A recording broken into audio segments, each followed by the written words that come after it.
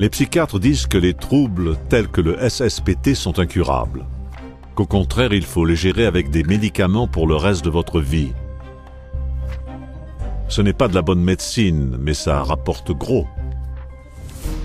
Once you label somebody and you start medicating them, over the life of that person, it's going to cost the government about $1.5 million to provide these medications and treatment. There's a lot of money to be made here. There's a lot of money to be made by the companies that are producing these drugs. Profit is the only conceivable motive for all of these psychiatric drugs in the military. Taxpayers are footing the bill for this travesty of medicine. These psychiatric drugs that promote suicides, you're paying for them. Alors pourquoi les psychiatres distribuent-ils ces médicaments dans des quantités aussi extrêmes?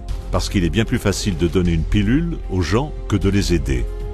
Et étant donné la prolifération des prescriptions de psychotropes, les psychiatres se sont énormément rapprochés des laboratoires pharmaceutiques. Et ils l'admettent.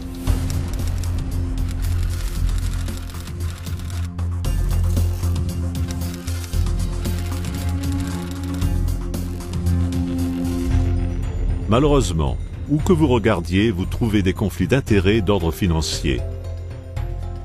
Prenez Matthew Friedman, un psychiatre et directeur général du Centre national du service des vétérans pour le SSPT. Non seulement Friedman a été payé par 3 différents laboratoires pharmaceutiques comme orateur, mais il fait aussi partie des conseils scientifiques consultatifs des laboratoires qui fabriquent Paxil et Zoloft. Et oh surprise! Il se trouve que ce sont les 2 seuls psychotropes approuvés par le gouvernement américain pour traiter le SSPT. Autre exemple, Dr Elspeth Cameron Ritchie, qui jusqu'à récemment était la psychiatre la plus haut placée dans l'armée américaine, a décrit l'antipsychotique Seroquel comme étant très utile pour le traitement de l'anxiété et de cauchemars liés au combat. Non seulement Seroquel n'est pas approuvé pour cet usage, mais il est lié à des arrêts cardiaques soudains. Les soldats l'appellent Serokill, kill voulant dire tuer. Dans les rues, c'est Baby Héroïne.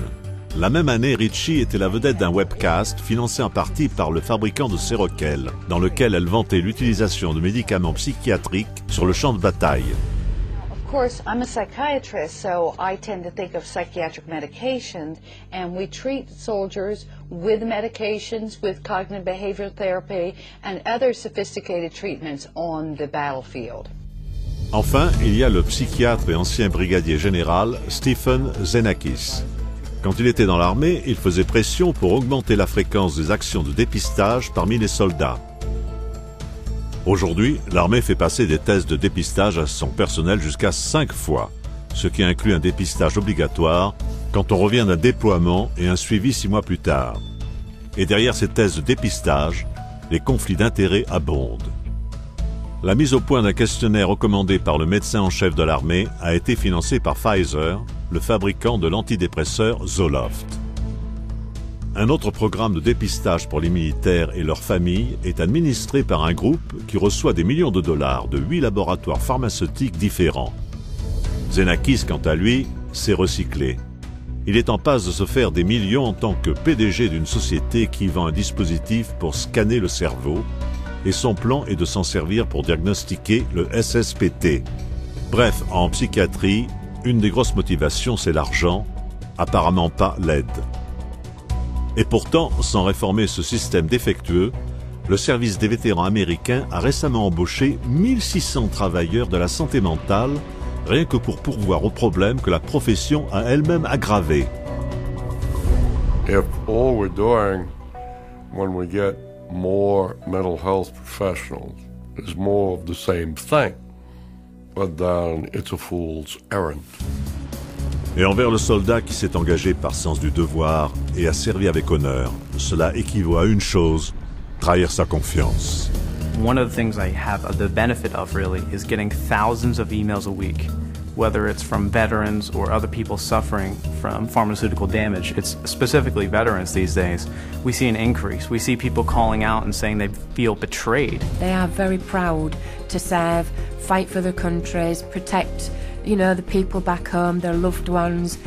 And I think all they ask for is to come home and be treated fairly, given answers and looked after.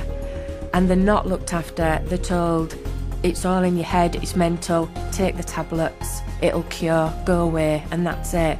And I think that is betrayal. For a word to use for those people is an understatement. It's the deepest betrayal of a human being to kill them while claiming you're treating them, to call it medicine and deliver death. Et ce n'est pas vraiment nécessaire, parce qu'il y a de l'espoir, et cela n'inclut pas de traitement psychiatrique.